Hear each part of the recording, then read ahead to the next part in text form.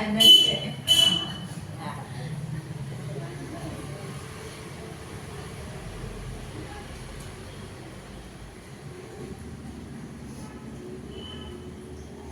सदगुरु भगवान है हाजिर तहीं दूर बतावे दूर की बात निराशी.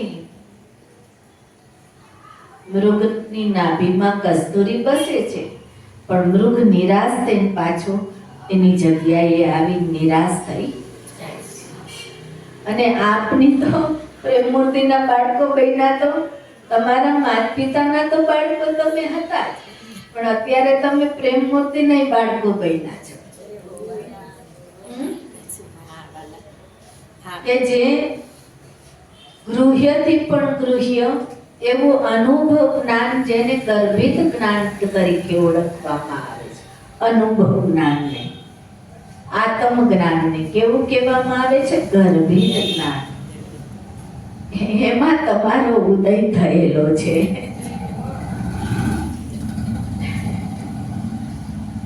સુગંધ છે ને આમાં કે નથી? પણ આંખથી દેખાતી નથી, અને તમારે નાકે હજી અનુભવ થતો નથી આમાં સુગંધ છે એનો. એવી જ રીતે ગ્રંથની અંદર સો તેરે ઘટ માહી બિરાજે પરમ પુરુષ અવિનાશી. આટલું વાંચીને શિક્ષક પાસે વાંચતા શીખી આવે અને ભજન ગાઈ લે. રાગ તાલમાં કે ન રાગ તાલ આવડતો હોય તો એમનેમ ગાઈ લે. પછી અંદર ગોતવા બેસી જાય, પણ મળતો નથી. તેમ ગોતવા વાળો ક્યારેય અવિનાશી ભજન કરી શકતો નથી, અને ઘટ જ મળતો નથી એને. શું નથી મળતું? ઘટ.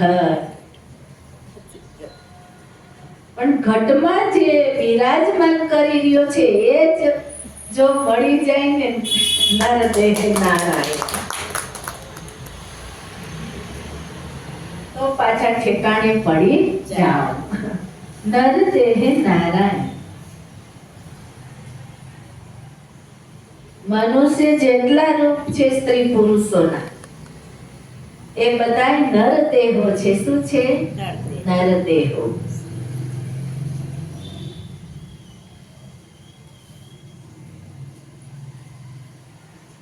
જંગમ કહેવાય. શું કહેવાય? જેટલા સ્ત્રી અને પુરુષના રૂપ છે ને મનુષ્ય દેહ, એને નર દેહ કહેવાય. કોઈ આ એક શરીરની વાત નથી, એક દેહની વાત નથી.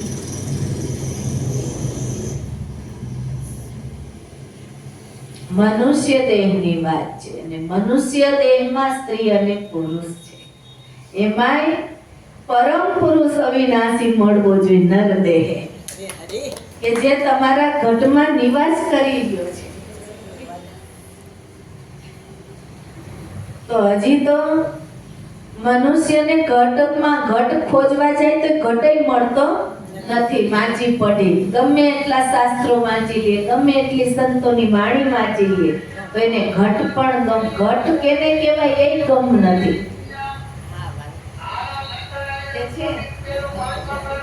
એકદમ નથી.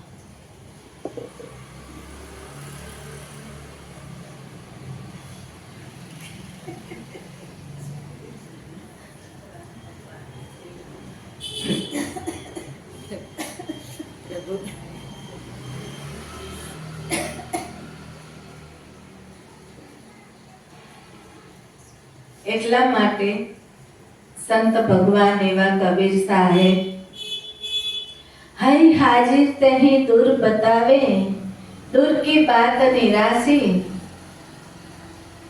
કહે કબીર સુનો ભાઈ સાધો. મનને કે છે કે હે મન તું સાંભળ,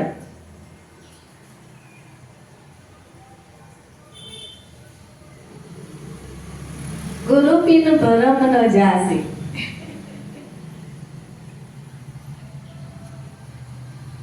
કબીર સાહેબ કહે છે કે જે કાંઈ મેં વાણીમાં રચના કરી છે ને અનુભવ જ્ઞાનની, પણ જો ગુરુ વગર તું ગોતવા જઈશ ને તો તું બ્રહ્માંડ બનીશ. ભરમ તો નહીં જાય, પણ જે મેં અનુભવ વાણીની રચના કરી છે ને અનુભવને તું પામી શકીશ નહીં. કેના વગર?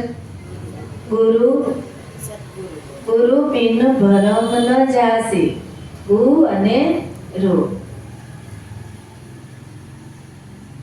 અત્યારે તો માણસો ઘણાયને ગુરુ કરી લે છે, પણ અહીંયા ગુ અને રુ એટલે કોની વાત થઈ? જ્ઞાનદાતા ગુરુ પૂરા, સતગુરુ પૂરા, નિર્વ્યસની, નરદેહે નારાયણ.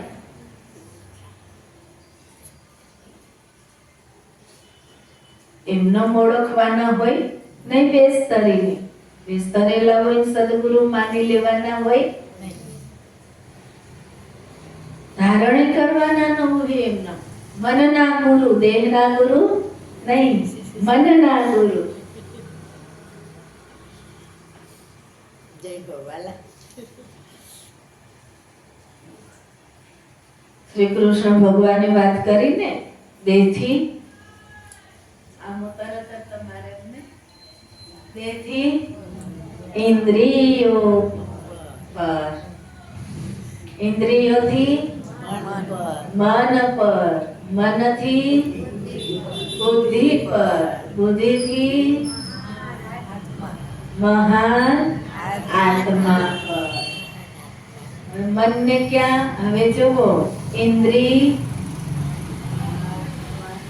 બુદ્ધિ, દેહ, ઇન્દ્રિય, મન, બુદ્ધિ. સ્થૂળ દેહ, કારણ દેહ, સૂક્ષ્મ દેહ અને મહાકારણ દેહ. કેટલા દેહ આવ્યા? સ્થૂળ દેહ, કારણ દેહ, સ્થૂળ દેહ પછી સૂક્ષ્મ દેહ, સૂક્ષ્મ દેહ પછી કારણ દેહ, કારણ દેહ પછી મહાકારણ દેહ, મહાકારણ દેહની ઉપર વાસ પરમ પુરુષ અવિનાશી. ત્યારે આશ્રય લેનાર, જે આશ્રય લેનાર, અર્જુન મને આશ્રય લીધો ને, એમ કોઈ સ્ત્રી પુરુષો આશ્રય લેનાર. યોગ કયો થાય છે? બધાયથી ઉપર ને એનું જોડાણ સ્ત્રી અને પુરુષને થઈ જાય છે. ત્યાં યોગ થઈ જાય છે એટલે સ્ત્રી તત્વ ગળી જાય છે, પુરુષ તત્વ ગળી જાય છે. અને એ મહિતા પછી આમ કાંઈક નિરખી પરખી એ મહિતા ઓગળી જાય છે, જ્ઞાનમાં ગળી જાય છે. જ્ઞાન ગળવા માટે છે, મટવા માટે છે. એ અહંકાર અભિમાનને સૂક્ષ્મ બનવા માટે જ્ઞાન હોતું નથી. એટલે અહીંયા જ્ઞાનદાતા ગુરુ કીધા છે, જ્ઞાનહીણા ગુરુ કરવા નહીં. પારખ ગુરુ કીધા છે, અનુભવી ગુરુ કીધા છે.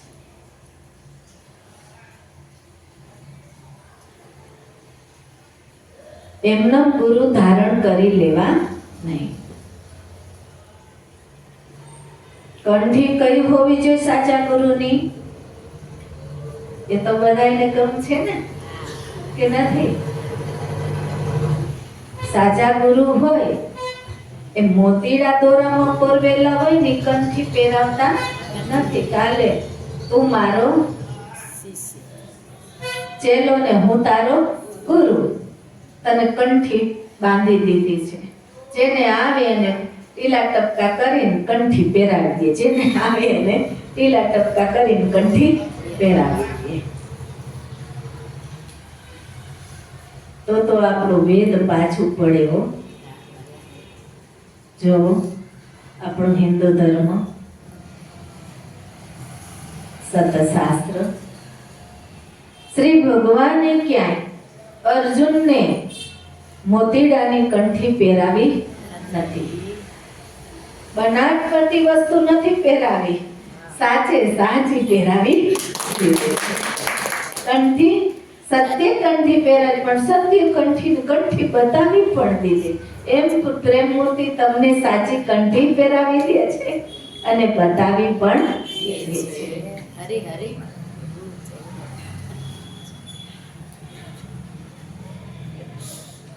શ્વાસોશ્વાસ રૂપી દૂરમાં સત્ય રૂપી મણકો પરોવતા જાય છે. આ કંઠી પ્રેમ મૂર્તિ આપને પહેરાવે છે. અને તિલક પ્રેમ મૂર્તિનું કયું છે તો કે પવિત્ર જ્ઞાનની સમજણ રૂપી હું તમને તિલક કરું છું. બાકી આ તિલક છે એ બ્રહ્મરંધ્રે કરી છે, પણ છતાંય એ કરી ન કરી એનાથી કોઈ ફેર પડતો નથી.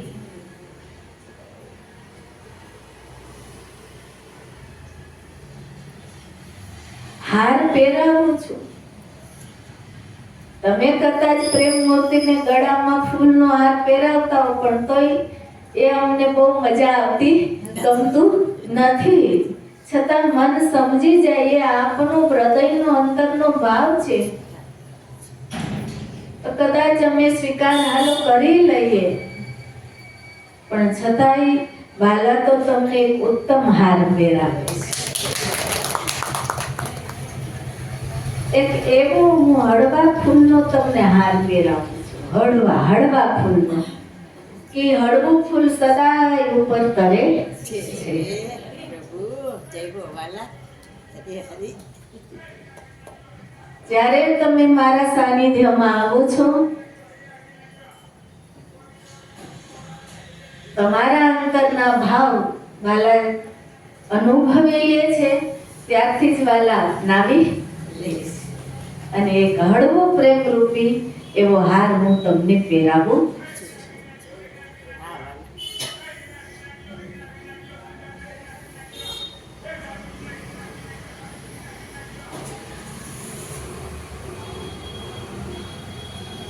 સદગુરુ ભગવાન